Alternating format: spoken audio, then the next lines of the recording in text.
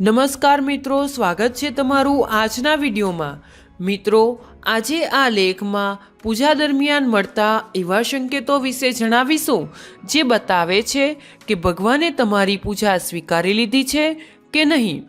મિત્રો, આપણે બધા પૂજા કરીએ છીએ। હિન્દુ શાસ્ત્રમાં ભગવાનની પૂજા કરવાનું વિશેષ મહત્ત્વ બતાવવામાં આવ્યું છે।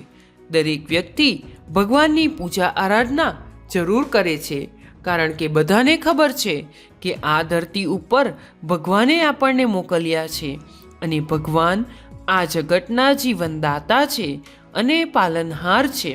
તેથી આપણે બધાને જીવનભર તેમનો આભાર માનવો જોઈએ।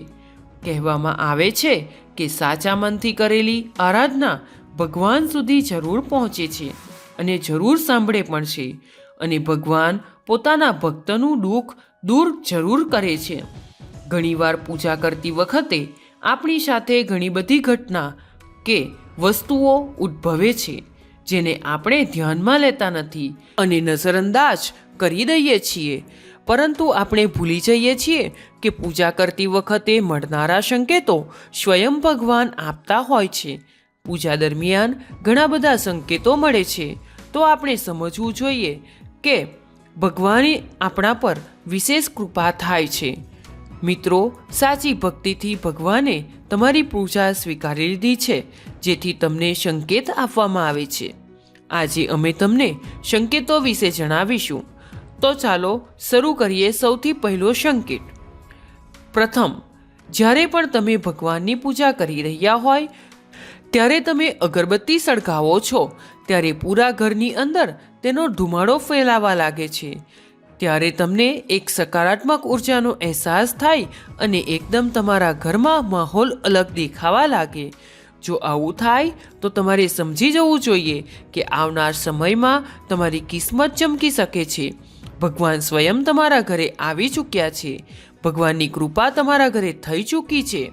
જ્યાં ભગવાન આવે છે ત્યાં સકારાત્મક ઉર્જાનો પ્રભાવ હોય છે। ખબર ના હોવાને કારણે આપણે તે સંકેતને સમજી શકતા નથી। મિત્રો, ખાસ પ્રકારનો સંકેત છે કે ભગવાન આપણી ઘરે આવી ચૂક્યા છે ત્યારે આપણને એક સુખદ અહેસાસ થાય છે કે એક સકારાત્મક ઉર્જા આપણને બધાને અહેસાસ થાય છે। ત્યારે આપણે ભગવાન પાસે હાથ જોડીને માંગવું જોઈએ, તે મળી જાય છે। આવું કરવાથી તમારી પૂજા સફળ થાય છે। બીજો સંકેત કે તમે ભગવાનની પૂજા સારી રીતે અને વિધિપૂર્વક કરી રહ્યા છો અને ભગવાનની પૂજા કરતા હોવ એ સમય દરમિયાન અથવા તો થોડી વાર પછી તમારા ઘરના દરવાજા ઉપર કોઈ ભિખારી અથવા તો કોઈ નાનું બાળક કે કોઈ ભૂખ્યો માણસ આવે ત્યારે તમારે સમજી લેવું કે તમારા ઘરે સાક્ષાત ભગવાન પધાર્યા છે, અને આવા સમયે ભિખારીને દાનમાં તમારે કંઈક ને કંઈક વસ્તુ જરૂર આપવી જોઈએ। મિત્રો, ભિખારીને દાન દેવાથી આપણું ઘર ક્યારેય પૂરું નથી થઈ જતું, ઉલટાનું વધી જાય છે। પૂજા દરમિયાન ભૂખ્યાને ભોજન દેવું, તેનાથી ભગવાન ખૂબ જ ખુશ થાય છે, અને એવામાં કોઈ ભૂખ્યો માણસ તમારા દરવાજે આવીને ઊભો રહે તો તેને ભગવાન માનીને તમારે ભોજન કરાવવું જોઈએ। તેને કોઈ વસ્તુ આપીને ભાવપૂર્વક વિદાય આપવી જોઈએ। કોઈ પણ વ્યક્તિને ક્યારેય પણ દરવાજેથી ખાલી હાથે પાછો ના જવા દેવો જોઈએ। હિન્દુ ધર્મમાં દાન અને પુણ્યનું ખૂબ જ મહત્ત્વ બતાવવામાં આવ્યું છે।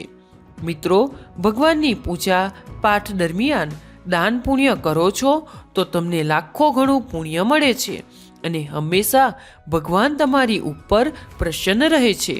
મિત્રો, હવે પછીનો સંકેત છે કે જ્યારે તમે પૂજા કરી રહ્યા છો, બધી જ વિધિવત પૂજા કર્યા પછી જ્યારે ભગવાનને તમે હાથ જોડો છો અને ભગવાનને તમે જે દીવો કર્યો છે, પૂજા દરમિયાન દીવાની વાટ હોય એ અચાનક ખૂબ જ તેજ થઈ જાય, ત્યારે તમારે સમજી લેવું જોઈએ કે મારા ઘરે ભગવાનનું આગમન થઈ ચૂક્યું છે। વધારે દીવો તેજ થતો જાય ત્યારે સમજી લેવું કે ભગવાનની આરાધના સારી રીતે પૂર્ણ થઈ ગઈ છે।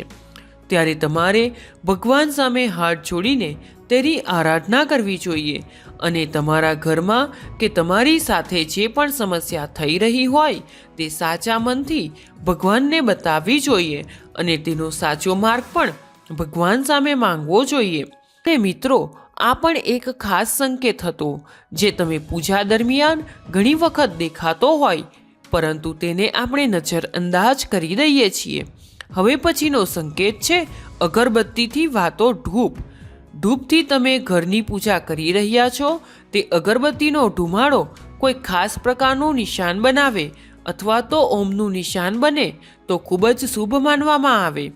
આવું હંમેશા થતું નથી, પરંતુ જ્યારે પણ થાય છે ત્યારે તમને વિશ્વાસ કરો કે ભગવાન તમારી આસપાસ જ છે અને તમારી બધી જ વાતો અને બધી જ પ્રાર્થનાનો સ્વીકાર કરે છે અને ત્યારે નિરંતર વધારે મહેનત કરતી રહેવાની છે.